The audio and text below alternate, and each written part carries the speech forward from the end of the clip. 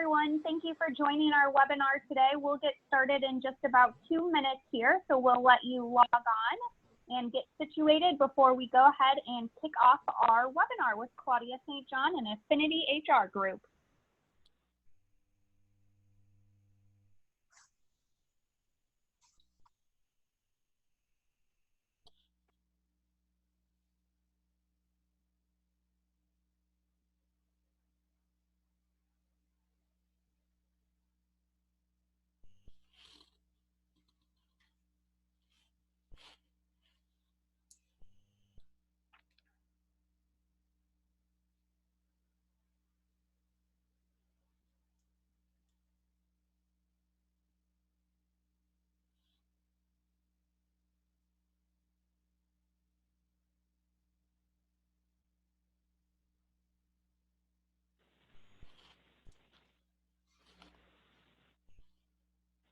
Hello, everyone who has just joined us within the last minute here. We're going to wait until we hit that top of the hour and get this program kicked off right then. So we encourage you to get situated and ready to take some notes.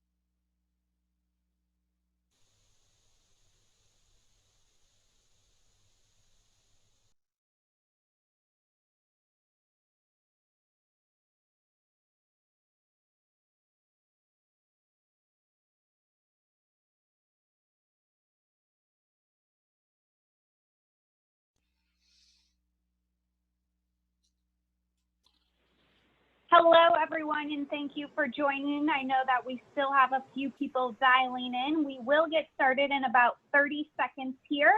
So I do want to encourage everybody to go ahead and get situated. We have our presenters on deck, and we will get started very shortly.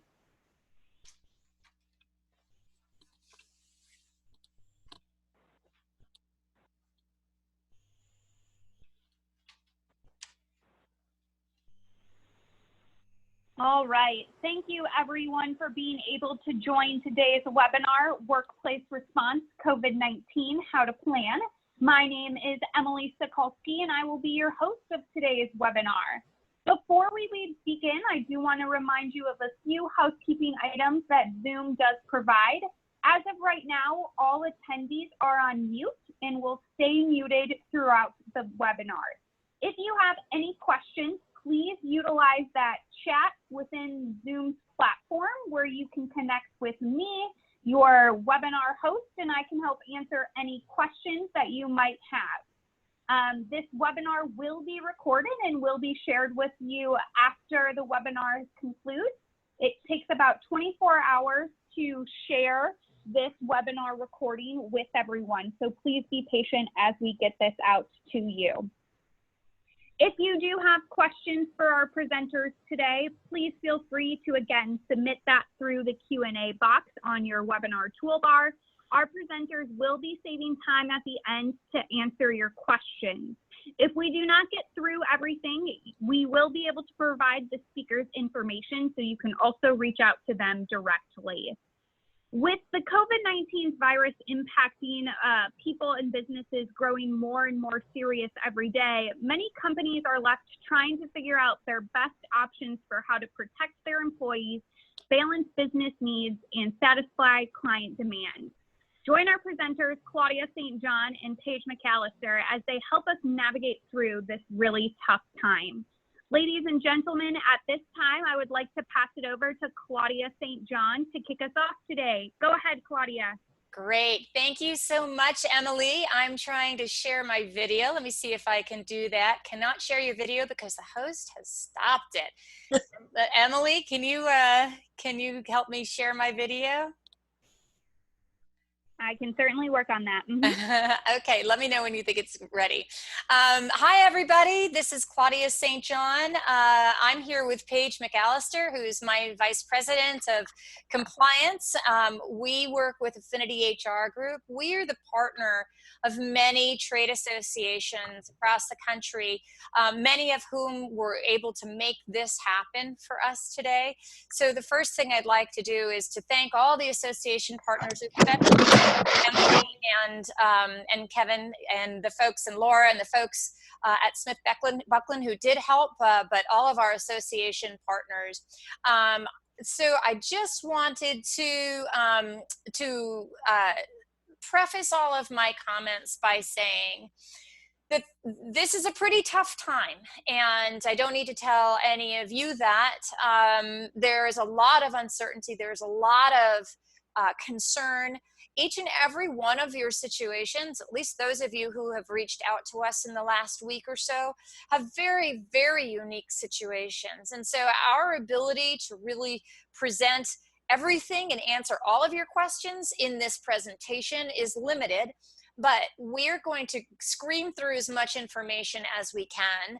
And then we're going to, once we go through that, we're going to take your questions at the end. So my hope is that we're going to take about a half an hour worth of questions or the presentation, and then get to your questions. If you have not, if you haven't had your questions answered, again, please present them to Emily in the Q&A box. We are committed to answering all of them, so you will get your questions answered if we haven't answered through this. The other things I want to tell you are that, again, everybody's situation is unique. We are not attorneys.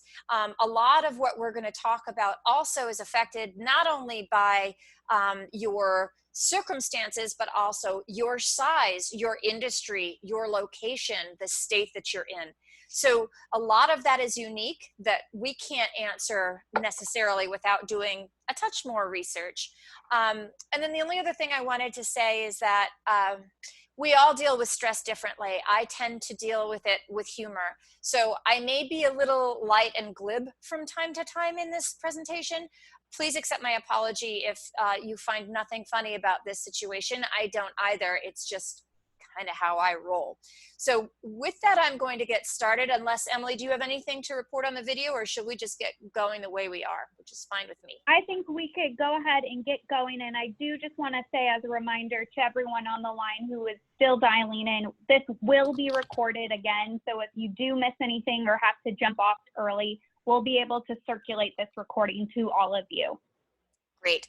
And as I said, we have left about a half an hour at the end to answer your questions, but given the size of the audience today, we are certainly only going to be able to get a fraction of them. So we're going to collect a sample of the different types of issues that folks are asking questions again. But again, we will provide you those answers after we are done with this webinar. So what I want to say is, a lot of folks have said, I've never seen anything like this. Well, really, none of us have. It's a unique and fairly awful situation that we're all facing, but it is a temporary one. This is a very temporary situation, and the ways that you adjust your workplace, your policies, how you structure your leave policies, or allow telecommuting or don't allow telecommuting, whatever you do today to address this situation is not precedent setting. You can do things different just for today. Each of your situations is going to be different, and each of the situations of each of your employees is going to be different. They may have different technology needs, or quarantine needs, or childcare needs. So all of those things are going to vary. I look at this MacGyver toolkit and, you know, it just reminds me that bubble gum and rubber bands, that's what we're talking about here. You're just trying to get through this moment in time, and we will, and you will. I also want to tell you, Affinity HR Group, we are a virtual, national, remote organization. We will not be disrupted by this this virus or the pandemic. We all work remotely. And so our business continuity is guaranteed. We're here to help you. So don't worry if you need any help as we go along. Connect with us on LinkedIn, connect with us on email, and we will be providing the email at the end. Our web address is at the bottom here. But your organization, your association is committed to providing resources to you.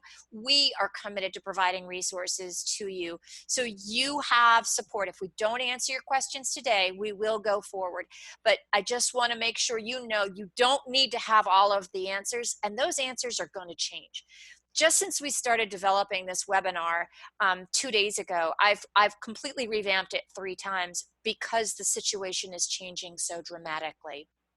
So what we're going to talk about, the high parts that we're going to be talking about, the talking points, are basically first how to maintain a healthy and sanitary workplace. We've seen a lot about this, but I just want to give you some ideas how to treat and deal with the most vulnerable employees that you have, what to do with sick employees, how to ensure continuity of work as best as possible, and then issues relating to leave, laws, policy, pay, reduction in work, layoffs, all of those things that may unfortunately be a short-term need for you.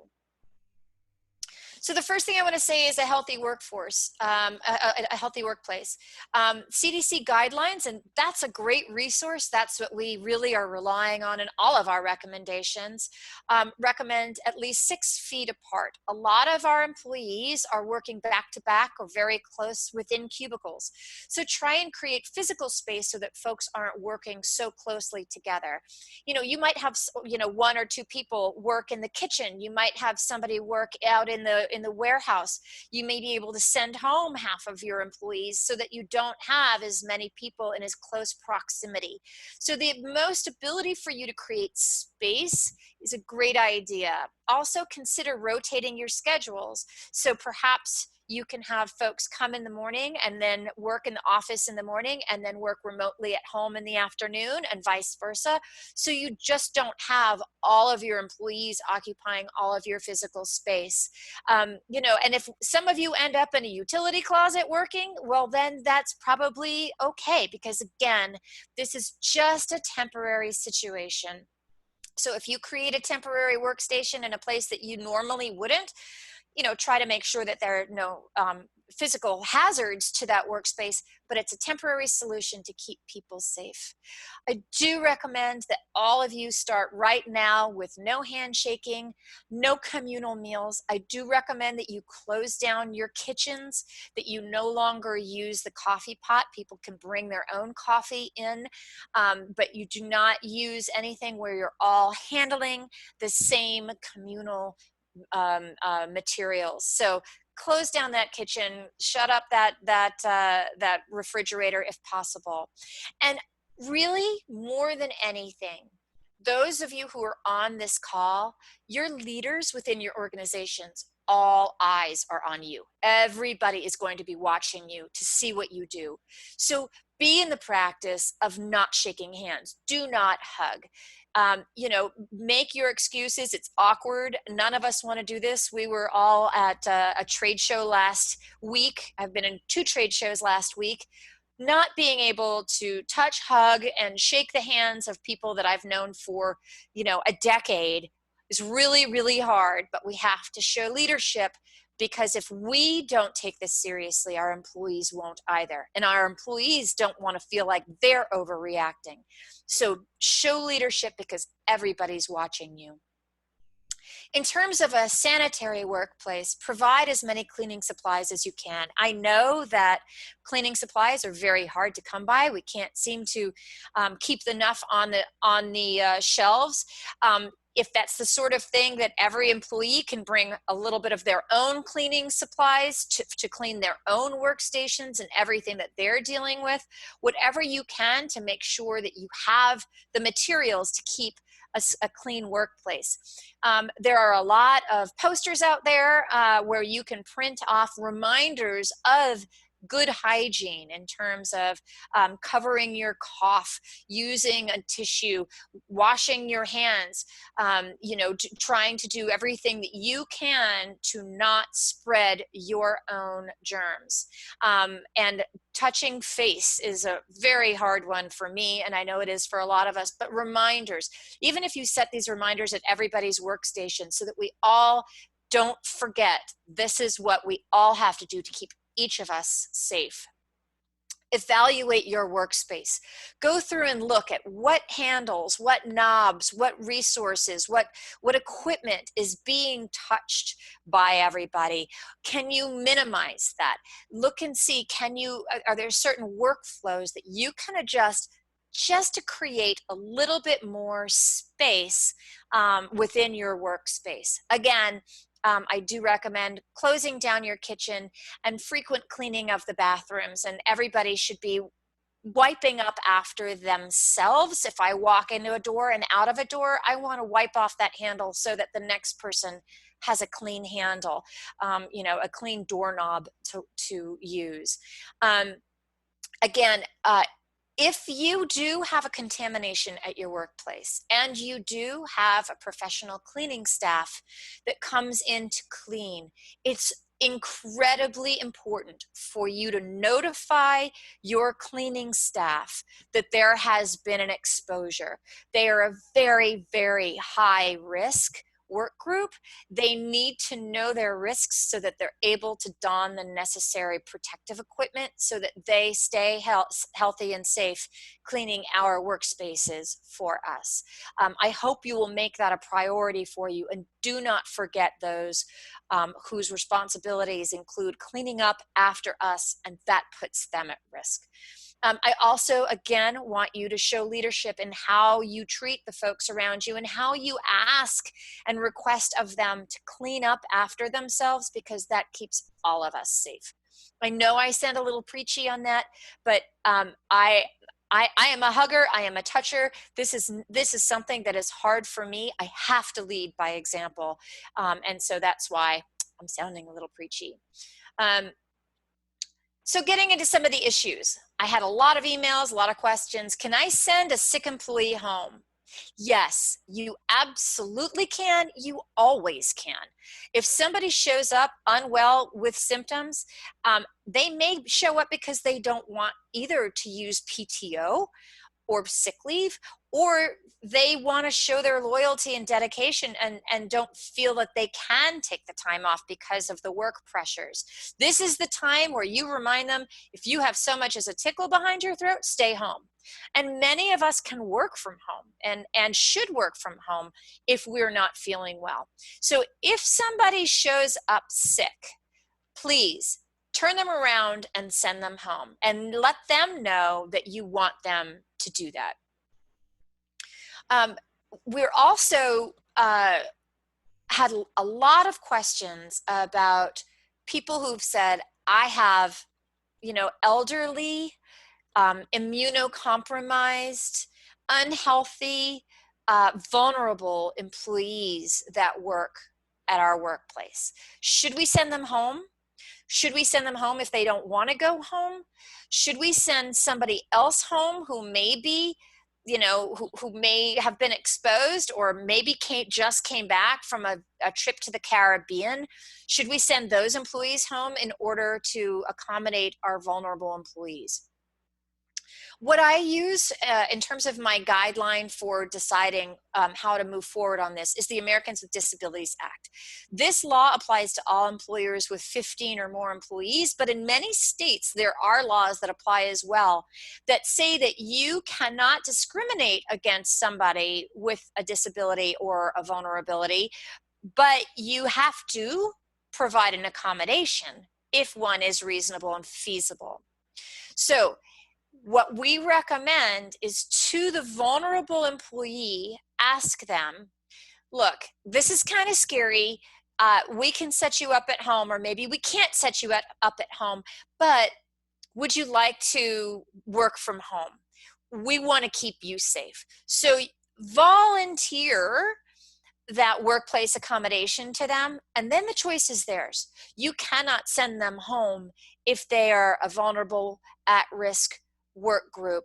I had a call from a janitor, a head of a janitorial company who has an elderly janitor who's in cleaning these buildings. Can he send them home? And the answer is no. But you can offer some kind of work accommodation, such as perhaps changing the offices that he's cleaning so that it's not quite as risky, or offering him maybe some paid time off that he wouldn't be eligible for normally. But treat them the way that they want to be treated. And remember, if you say to Joe, I'm going to send you home, I'm going to give you extra paid time off here because maybe you work in a place that you don't have internet access. And Steve, I'm going to send you home, but I'd like you to work from home.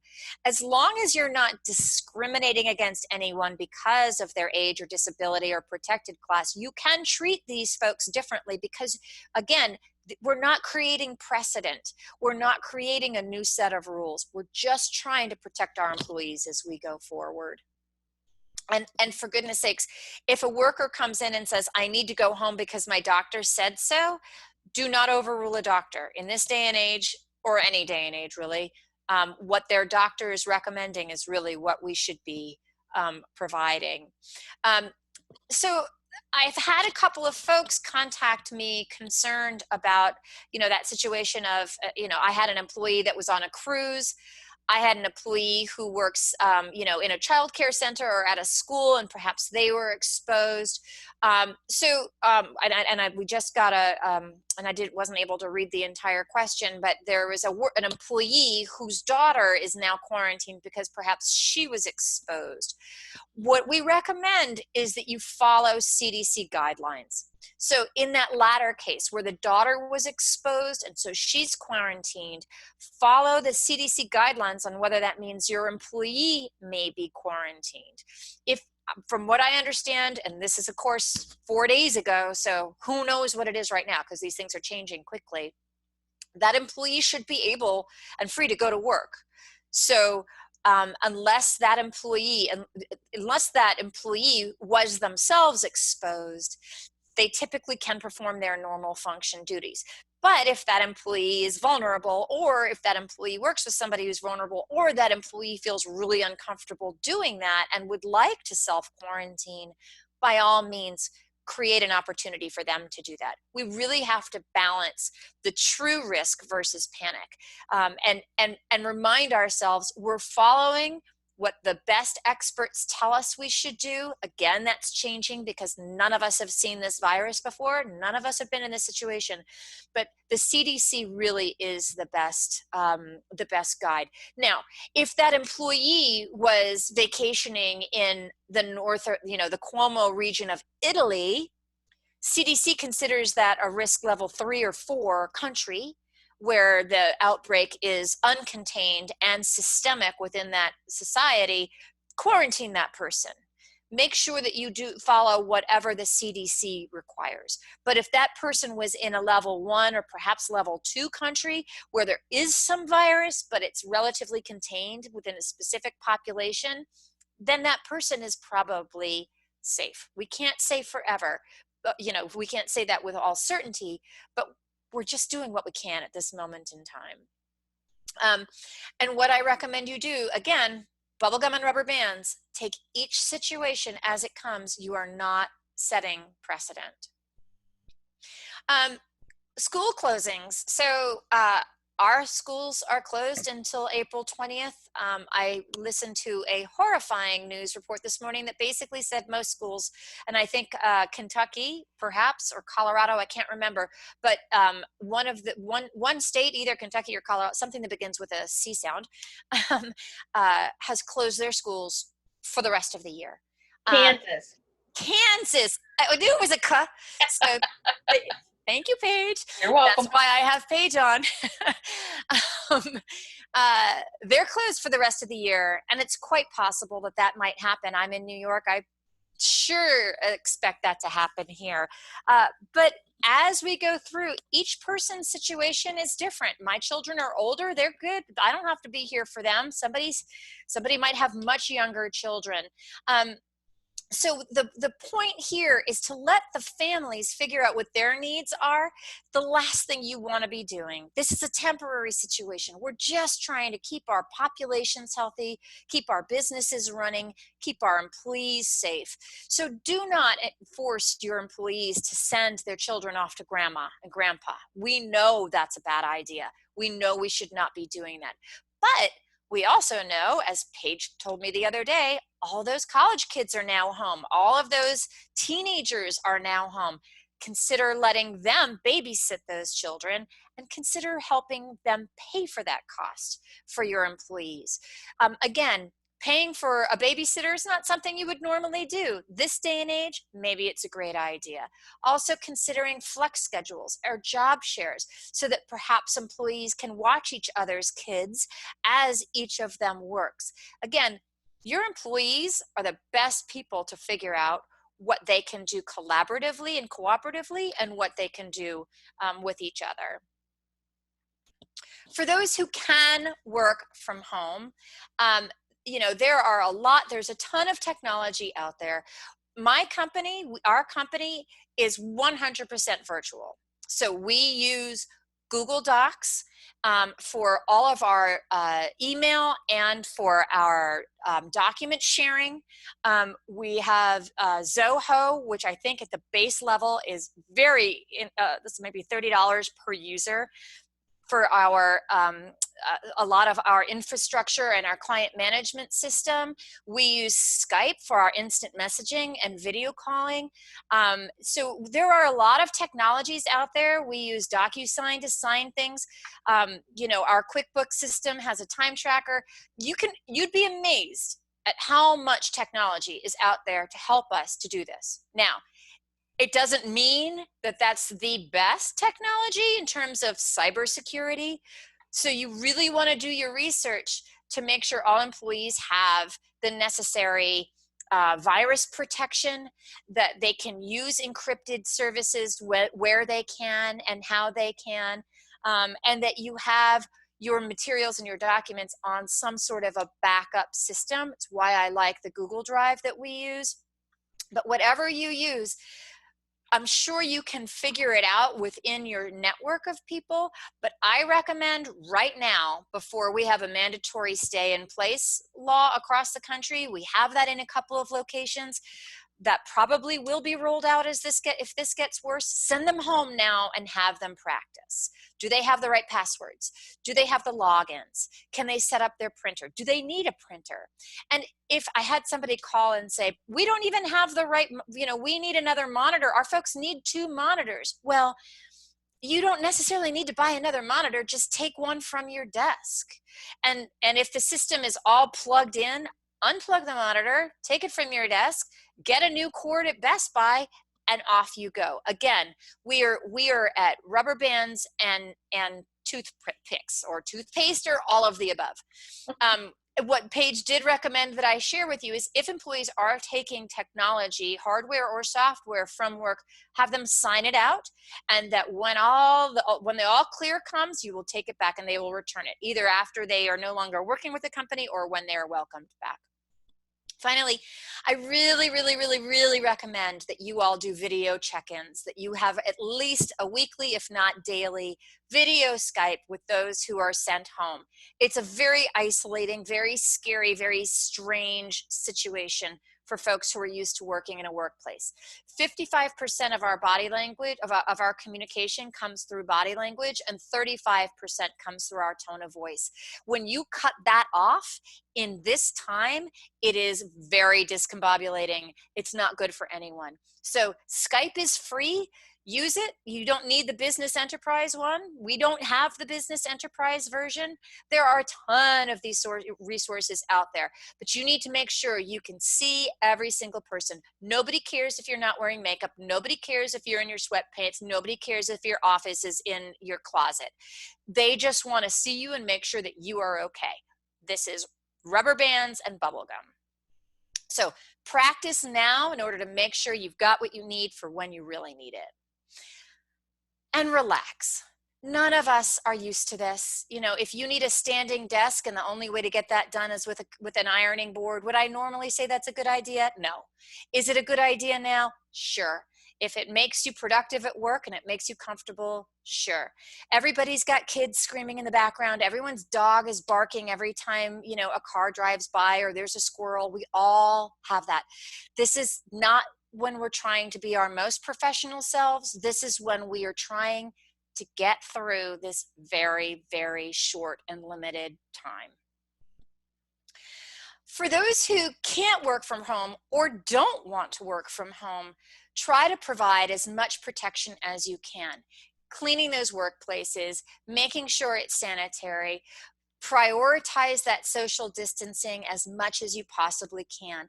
Listen to your employees' concerns. Oftentimes, the folks that can't go home are the ones that are in the warehouse, or the ones that are in distribution, that are the ones that are in the manufacturing, that are the ones that are, you know, that don't work technology but have to move product or tend to product. Listen to what their concerns are. If part of your workforce is able to work from home and part of your workforce isn't, consider extending a paid time off policy for those who can't work, or for those who can't come to work because they're sick. Extend PTO to those who need it at this moment in time.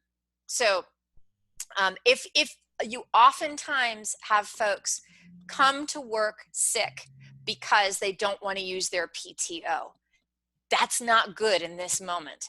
We want them to stay home if they're sick. So if you can cobble some PTO together, remember, it's not a promise forever, it's just for today. For those who can't work at all, so this is the hard part, for those who either their work doesn't allow them to, they're sick, or they just simply, you don't have a business need and you need to do a reduction in force, here's where we're going to talk through those issues. So given that the quarantine period is 14 days and you have the possibility of people being exposed, if you can extend, just for this period of time, your sick leave to be 14 days, it is absolutely appropriate to do so in this moment. A lot of policies don't allow you to use vacation days if you're sick, and the vacation days require previous notice, prior notice. You may want to consider suspending that as much as possible. You want to give people as much time off and flexibility at this point as you can, just to get through the next few weeks. Hopefully not months, but weeks. In terms of your PTO, the scenario that I suggested earlier, where you've got some of your workforce can work from home and some can't, consider setting up a bank for employees who can work from home and aren't sent home without leave, to donate some of that leave, so that those who have to take leave have pay before it all gets cut off. Again, this is a short time period, so perhaps once we're back up and running, we can look back at those who donated pay and give it back to them, donated time off and give it back to them, so that they're not penalized for their charitable and good faith efforts. But it's really hard for some to say, I'm able to work and get a paycheck and you don't have any PTO, so I guess you're going to be out of a job and out of health insurance and out of everything. That's terrifying. So if employees can pool together to support each other, now is a great time. The other thing is, consider allowing your employees to run into a deficit with their PTO or their wages if they need to. They can work it back over a period of time once we're back up and running if need be. Perhaps and hopefully we'll all come screaming back with such a productive workplace that we can forgive all of that debt. But anything we can do to be creative so that employees can have that time off is really important. understand the short-term disability that you provide, family medical leave. For many companies over 50 employees, they are required to provide at least 12 weeks of uncompensated pay during to take care of themselves or a loved one. So if FMLA applies in their specific situation, that's great. Some states and even some cities and counties have paid family leave, have paid sick time, have paid disability programs. So there are a lot of different laws that come into effect that you need to be aware of. Having an understanding of those so that you can guide employees on it is really helpful. The worst case scenario is if you have to terminate an employee or lay them off. They need to understand what those benefits are. Those benefits are not rich. They tend to be around $400 to $500 a week, and they cover the basic necessities. Those are state-run programs. So if you have to reduce your workforce, do the research beforehand to let them know what that pay expectation is. Also, different states have different rules about if you have to let them go, but they have a bank of PTO that they're working through first. You may want to have them file for unemployment, but that filing may be jeopardized, or that pay may be jeopardized during that period when they have PTO. So it may be worthwhile delaying filing. It may be advantageous to file because some states allow you to do both. So anything you can do to make that transition as smooth as possible.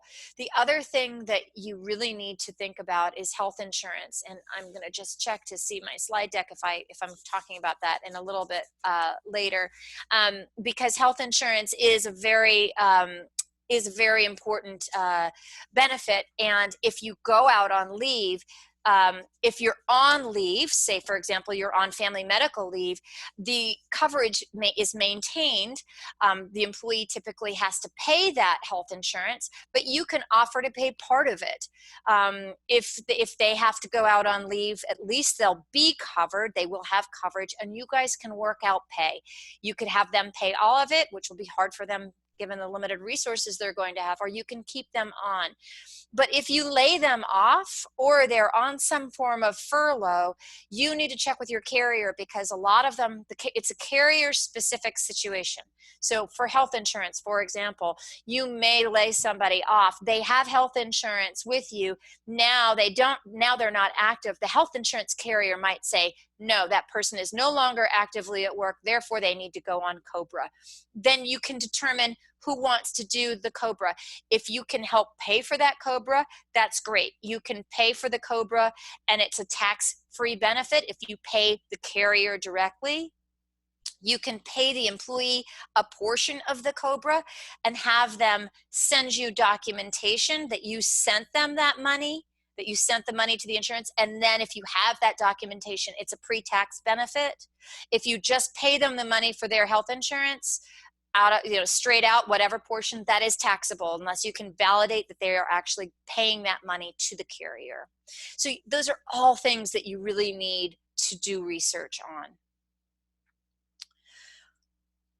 The House, so this is an example of things are redundant. I don't even know if this is relevant anymore, but the House passed a bill that had free coronavirus testing, had paid emergency leave, which was 2/3 of an employee's pay for 3 months through the Social Security Administration. So it was like an FMLA. But unfortunately, I think that the Senate and the administration have taken that piece out. They've also enhanced some unemployment insurance. So some of the restrictions that are on, like you have to be looking for a job to get unemployment insurance, I think some of those provisions are being relaxed. And some additional protections for healthcare workers and employees responsible for cleaning at-risk places. Again, many of our cleaners are at risk, and so we need to be mindful of that. This I don't think is even relevant. I don't even know what's out there now. So we will be keeping track of that. If I didn't say so already, please keep in touch with us. will be posting a lot of material on my personal and our company LinkedIn page, and we will be communicating everything through your association. So we will be getting information as soon as we are aware of it, as soon as we get it. Relating to pay, if you have to lay off an hourly non-exempt worker, you do not need to pay them. That was a question that came out. Can you pay them if you want to? Yes, you can. You need to pay an hourly non-exempt employee all time worked. That means if you have your receptionist and the customer service reps all out at working telecommuting, they need to be tracking their time, and you need to be paying them their time. They have to be paid for all time worked. Salary exempt, if they work for you, even a partial period of time during a work week, you need to pay them for that full work week. So an exempt salary person, that's a promise that you make with each other that you will pay them for the duties that you've asked them to perform. So we have gotten questions. What if I need to scale back because of business slowdown, so that instead of working 100%, they're going to be working at 80%. Can I reduce their pay by 80%? You need to provide them with sufficient notice. You need to let them know that you're going to be doing that, and it needs to correspond with a change in their duties. So what I mean by that is you can't do it mid-pay period. You can start a new pay period with a new agreement that you and the employee have of what that pay will be and what those duties will be. There's a lot of kind of issues to consider with that. We're happy to help out with that and answer any questions that we can. The salaried non-exempt employee, you're still tracking that employee's time. So all you need to do is re-up that agreement and how that relationship is established. Any change in work, change in status for non-exempt employees is pretty straightforward. The salaried ones, you just need to work on going forward. And again, I've received a lot of questions about if I have to lay off. If I have to lay off my salaried employees, if I have to lay off my hourly employees, is there a penalty? Do I have to pay them anything to do that? Typically, as long as you've given them notice, and different states vary on this. There are certain states that do require that you give notice. Like some states require a significant amount of notice. So we should be checking your state requirements on that. But once you've moved them to time off status, then no, you do not need to pay them. Benefits, I talked about this very little bit about health insurance and COBRA. Again, if you're going to pay some point, then just make sure that you're paying it either to the carrier directly, or you're getting evidence that the employee has paid the carrier. And be as creative with that as you possibly can. That's your homework. You really need to check that out. Also, workers' compensation. What happens if an employee gets sick at work and one of my employees infects another employee? Is that a workers' comp issue? Really, everything that we've read indicates that it is not a workers' comp issue. The only time it can be considered a workers' comp issue is when you deal with your janitorial staff or your staff that's working in hospitals or in taking care of sick people. If the duties of that employee are taking care of sick people or cleaning up infected places, and you're likely to get work simply by performing your normal duties, then it could be a workers' comp issue. But again, we're not attorneys, so you will want to talk with an attorney about that. And so this is the homework I'd like you to do. Research your state laws, your state leave laws, and your own benefits. Call your carriers of all of your benefit providers to see what the deal is, to see how you can transition people from part-time to full-time to lay off if you need to do that, and help your employees understand the impact of a reduced workforce, of a telecommuting, and if necessary, if you have to let them go. And again, I do recommend bringing your employees into the challenge of coming up with a solution, because they will see that you're trying to do the best for them in light of this situation. Everybody knows we've never been here before. So finally, before I take your questions, I want to remind you that employee confidentiality, particularly when you're dealing with an employee who worries that they may have been exposed, an employee who's vulnerable, who doesn't want to share that they are medically vulnerable in this situation, you need to keep all of those conversations confidential. You have every right to treat employees individually based on their own needs, and it's really no one else's business. And so trying to keep that employee confidentiality as possible is really important. Remember, it's employment at will. If you let somebody go, if they're out for a period of time, they are free to look for other work unless they're out on some sort of a paid leave, like family medical leave. If they're out on family medical leave, they really are not supposed to be looking for another job. And if they are, they could jeopardize their own leave status. Most important, communication is super essential. Communicate clearly with your employees. Let them know what you're trying to work out. And remember, this is just bubble gum and rubber bands, and we will get through all of this. So with that, I'm going to ask Emily if she has any questions. Our emails are on this page, and myself, or contact at our website is there. And again, link in with me on LinkedIn. And what you got, Emily? Got a few questions here. So I'm going to start with, if we decide to shut down, I know that you had mentioned this a little bit, are we obligated to pay those employees? No, if they are no longer performing any work for you other than to pay out whatever remaining leave they have available to them, and provided you don't live in a state that requires any significant advance notice for that, and again, there are states that do require that, but under federal law, once they're no longer working for you, then you do not need to pay them.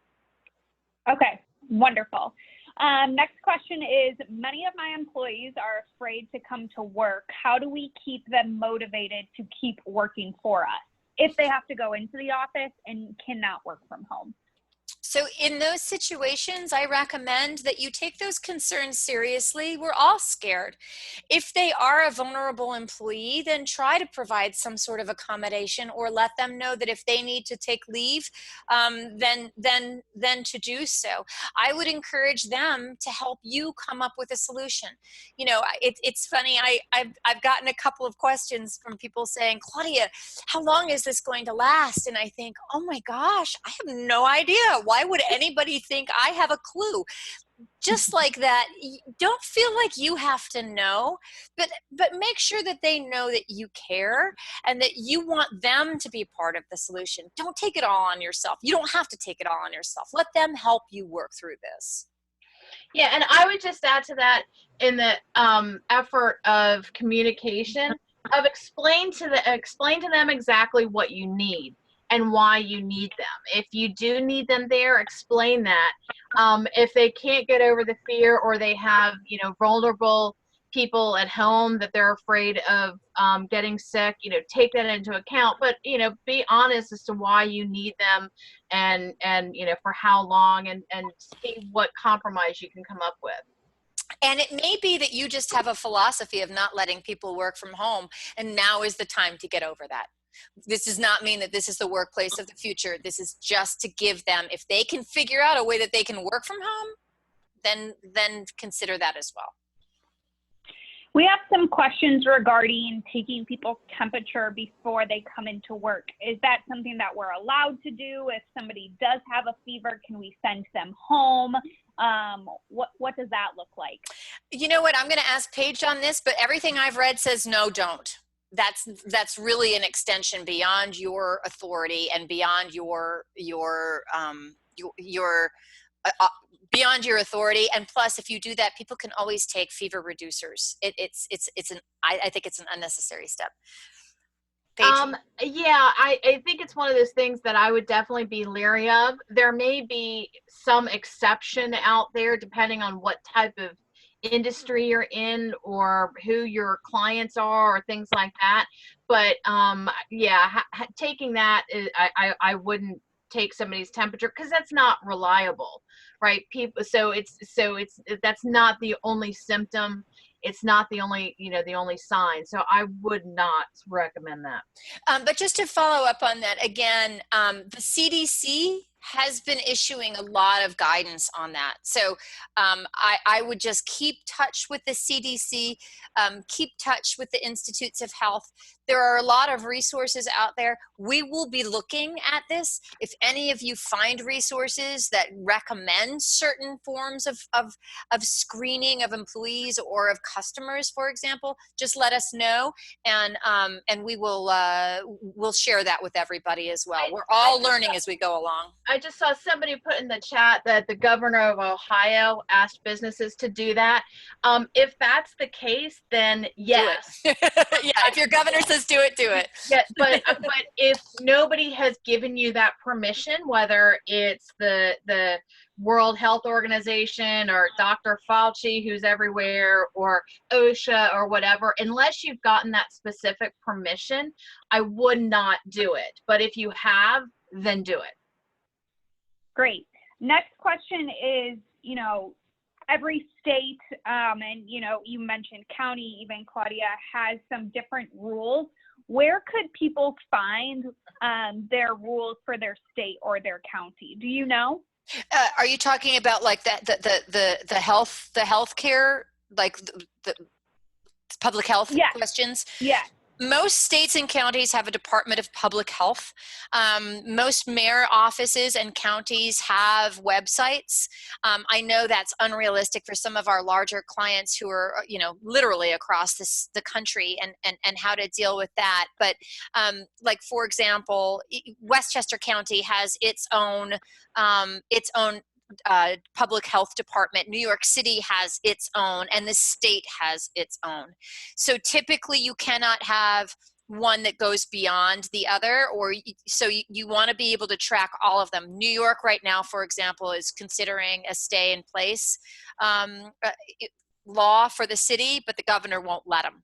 So it's sort of like, it's because it's decentralized, and it's the problem with this decentralization. You really just need to familiarize yourself with those locations and those sources of information. Wonderful. Thank you. I know we've gotten a few questions too about if somebody has been around somebody or been in contact with somebody that has a confirmed case. Can we tell them that they must work from home? If there's no work from home capability, can we let them go? So what are our thoughts there, and how do we go about that? Yeah, so I think this is a case-by-case situation. I think the situation where a daughter was exposed, and so she's on quarantine, but the exposure, it's not like her boyfriend has it, but it was like she was at a conference with somebody that was exposed. Does that mean that you need to quarantine? The current guidelines say no. And, we look at the president of the United States. He's been around a lot of people who have had it, but he's not quarantining, although he probably should. But would Melania have to because of that? So how far, like how many degrees of separation do they recommend? What I have heard myself is that if the employee, if the person in contact in that household was exposed, but does not have symptoms and is currently quarantining at home, that does not necessarily put you, the employee, in quarantine. And this is when I would look at the CDC and Fauci, the NIH, and follow the guidelines that they recommend. Again, if you really are uncomfortable about it, you can talk to the employee and see maybe the employee would be willing to do that. If you're requiring this of the employee against the employee's wishes, my recommendation would be to look at that very carefully. Call us, let us work through that situation with you. If we say, well, go ahead, if you're going to do it anyway, go ahead, but I would pay them for that 14 days that they are forced to be at home without work because of your quarantine. I would just add to that, to make sure that, help them or advise them if somebody is at home and somebody's exposed, it will be different if that person in the house starts showing symptoms. Right. And then you know that the employee's been exposed, they've been in a confined area with them. So that's what that, this 14 days is the incubation period. So that's kind of why we're waiting and seeing. But also remind the employee, if they're going to be home, to stay away from the person who might be exposed, to show that social distancing within the house, so that you can, and even so that if somebody is showing symptoms, it won't spread throughout the house. I know it's easier said than done, but the more that you can kind of remind people or give them guidance and go by what their doctor says. It may be that somebody says, yes, you've been near somebody who's been exposed, so you need to stay at home. Then go by that medical professional's opinion. And I also think, just on one other point on this is changing. So my son was sick, literally showing every single symptom that the COVID showed, literally. And he had been in Washington, D.C., he'd traveled. But when I called his pediatrician, they said, well, he hasn't been with a known COVID, somebody with a known illness. So therefore, he didn't qualify for testing. And without testing, we wouldn't know. And so I asked the doctor, do we stay at home? Do we go out? And they said, you can really do whatever you want. You, as the mother, can do whatever you want. He should probably stay in until he feels better. That's not exactly very helpful, but it turns out he's fine, and she was right. So it's just always scary, and I think an abundance of caution is good, but I think we just need to try and balance with what the latest information at that moment in time is, and it's going to be different. It's going to be very different. Based off of that, if there is somebody within your workforce that has a confirmed case, what about your confidentiality? Do you have to let the rest of your company know who's been in contact with that person, to say, maybe you should self-quarantine, maybe you should go get tested? What do you do in that case? I would say that I think the health department is going to do that for you. Yeah. This is a public health emergency.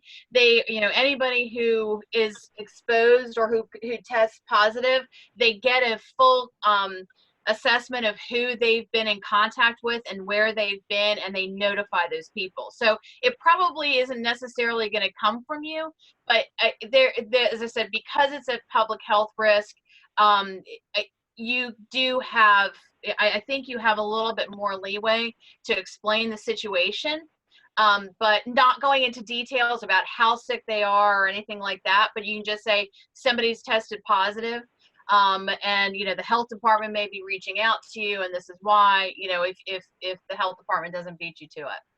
Well, and that I think that's under normal operating procedures. We're all going to see an explosion of these cases because this virus is fairly ubiquitous, and they're just doing the testing now. So you can expect that just the testing alone is going to make this so great that they may not be doing that type of investigation. They may not be notifying your other employees of that exposure, but it's certainly okay for you to say, all right, guys, we've all been exposed. We don't need to say by who, but there has been an exposure, so we're all going to quarantine. We're all going to follow the health requirements that are asked of us. So another way of maintaining confidentiality is just saying, all for one, guys, here we go. Great. Thank you. A few more questions, and I know we have about 5 minutes left, so anybody that has to jump off at the top of the hour can certainly do so, but we'll try and stay on a few extra minutes to get the rest of these questions answered. Can you, Claudia or Paige, tell the difference between what a layoff and a furlough is for employees, what that looks like? In my mind, they're the same thing, although sometimes they have more of a commitment to rehire than a typical reduction in force. But that's why Paige is here. Paige. Generally, they are the same thing. I think of a furlough more from a government perspective, right? The government shuts down, employees are furloughed, they still have a job, but they aren't getting paid and things. But as soon as things get passed, they usually go back to work. A layoff is when there is no work. It's a reduction in workforce. There can be a temporary layoff if you know that you're going to be recalling these people, or a permanent one if unfortunately things are getting that serious. So there are different things, but basically the reduction in workforce, layoff, furlough are all pretty much the same concept. Great, thank you. If someone is infected at work, is that recordable with OSHA? Do we have to shut down and if an employee has a confirmed case? There actually, I did some research on this. They have not said specifically whether they've passed no laws, they've passed no regulations that have created new obligations because of COVID, but they did just release a very lengthy, OSHA federally released a very lengthy guidance report on a lot of workplace safety and how to handle it and what to do with it. I personally am neither Paige nor I are OSHA experts, and so we're not really certain what a new obligation would be, but I do know that the only thing that they've reported out beyond what already existed is this new guidance. So I would recommend that folks Google, all you have to do is Google OSHA and DOL, and you will come up with, or Google OSHA, OSHA, and COVID-19 or coronavirus, and you'll get it. Not Wonderful. Coronavirus, just the document. Somebody asked, we're planning an open house in May. We expect about 200 or so people to come. A lot of time and effort has already gone into this. How should I proceed? Do I cancel now? You might just want to let folks know that you're on hold. We have the same thing. Many of the trade associations partners that are on this call right now have events planned in May. And I think just let the participants know that you're paying attention to it, and you will keep them posted. If I were a betting woman, I would say my money is on, you probably aren't going to, don't buy the canopies yet, because I think it's probably not going to happen. But that's just my pessimism, and I hope that you do. I hope that you have a wonderful open house, and I hope that we can all go. I just don't know that that's do a wait and see on that one. Next question we have is, if you send an employee home sick, can you make them use their PTO or sick leave? Yes, you can. Yes, okay. Certainly. Yep, that was easy. If an employee voluntarily goes on vacation out of the country during this time, how do you handle their return to the office? Well, and this question has come up a lot, actually, believe it or not. And again, I go back to CDC. I think right. if they go to a location where there isn't much of an outbreak and there isn't much of a concern, I wouldn't treat them any differently than our borders will, our health inspectors will, and the CDC calls on us to do. I would say, though, I mean, with the travel restrictions, the President Trump just announced today they're closing the border with Canada. People cannot, come into the UK, and they've closed it for a lot of people. Same with a lot of countries in Europe. So there's a lot of travel that's going to be disruptive. If they're able to get there, then it's probably a relatively safe place. But they should also be, kind of on notice that they may not be able to get back, that's the problem that we've been seeing with the long lines in the airports, because airlines are shutting, down and things like that. So I would be really surprised if somebody's going to go full bore and actually leave the country, because I don't know of many countries that are allowing that at this point. Well, and the other thing is that the president's guidance last night, or was it yesterday, or maybe it was the day before, it's all blending in, but that we restrict our numbers to 10 people, that we don't gather in groups more than 10 people.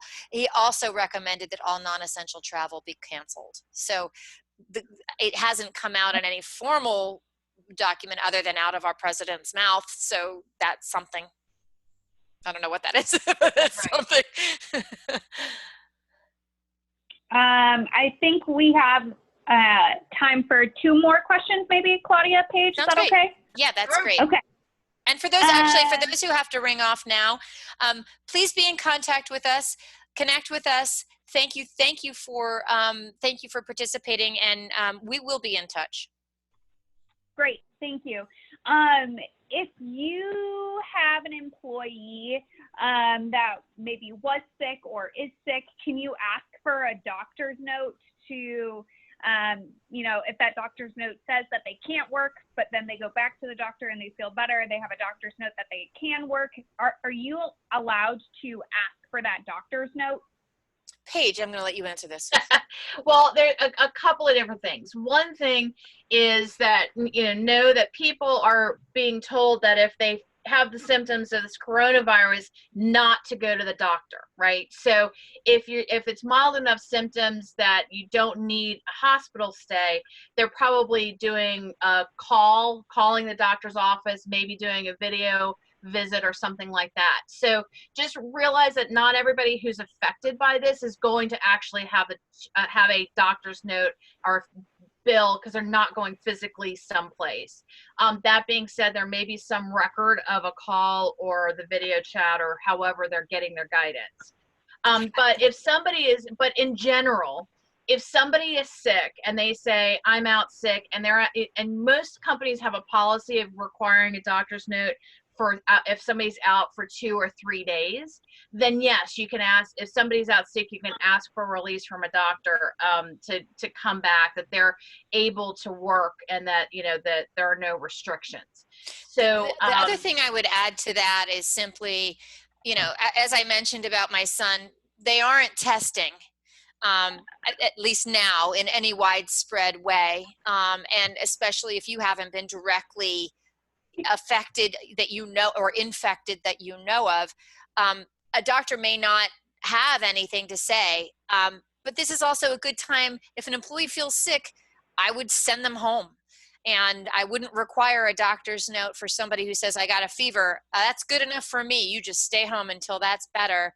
And I would recommend, like they do at schools, 24 hours with no symptoms. I might even extend that to 48 hours with no symptoms, and hopefully they can get to a doctor within that time. But a lot of sick leave policies don't let people out on sick leave without having to get a doctor's note.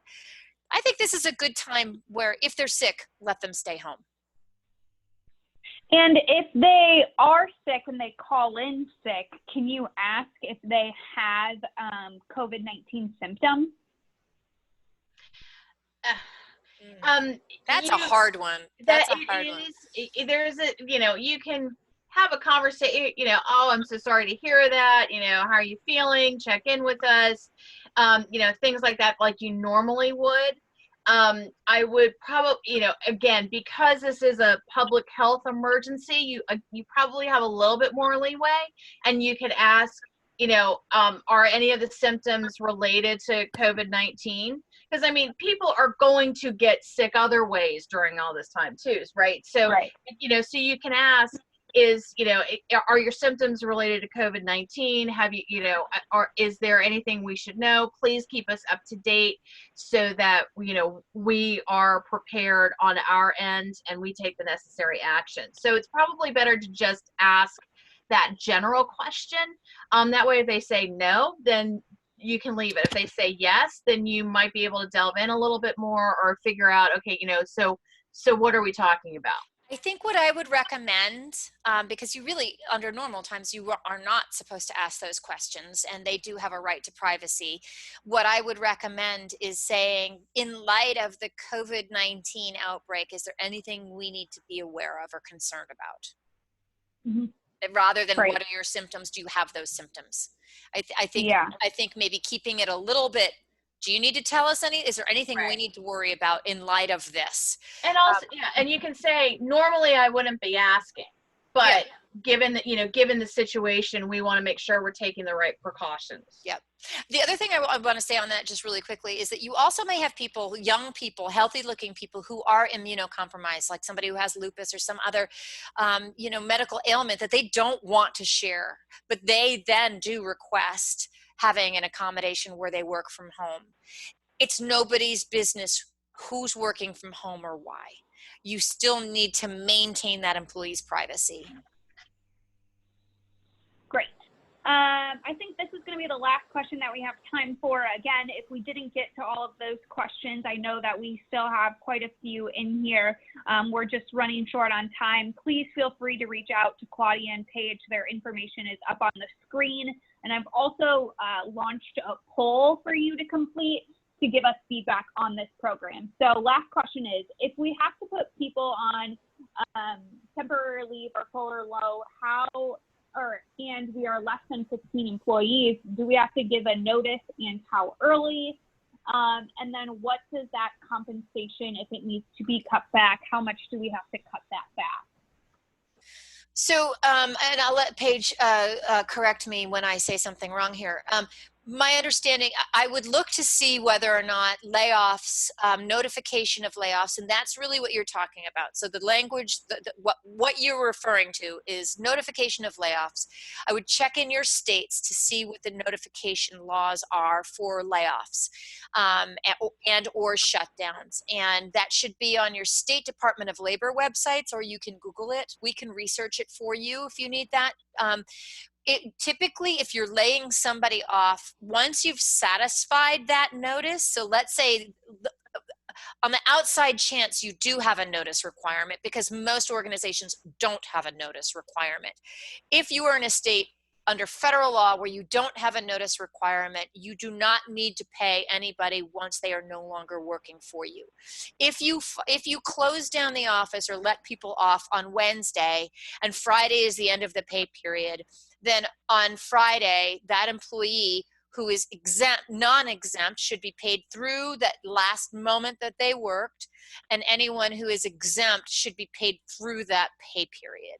Beyond that, you don't need to pay them, but if you are adjusting their workforce, their hours, their time, then you can adjust that based on the amount of work that you are going to be using of them going forward. So you can adjust that pay according to what their responsibilities are and how many hours they're going to be working going forward. Great. Paige, Great. did you want to add anything? Yeah, Paige didn't interrupt me. That's great. I got it. I got it. I'm getting good at this. Oh my gosh. Wonderful. Okay, well, I just want to give a big thank you to our speakers today, everyone in the audience for being able to attend and sharing all of their questions. Before we leave, again, if you haven't already, please complete that poll that I'm asking you 2 questions on so we can get feedback from today's program. Like I said earlier, a recording will be shared within 24 to 48 hours with you. And thank you again, everyone, for attending today's webinar. I hope you have a great rest of the day. Thank you, Emily, and thank you, everybody. And we will be in touch. And thank you for all of your help. We'll get through this, you guys. Yeah. Stay healthy. Stay healthy. Have a Take great care. one.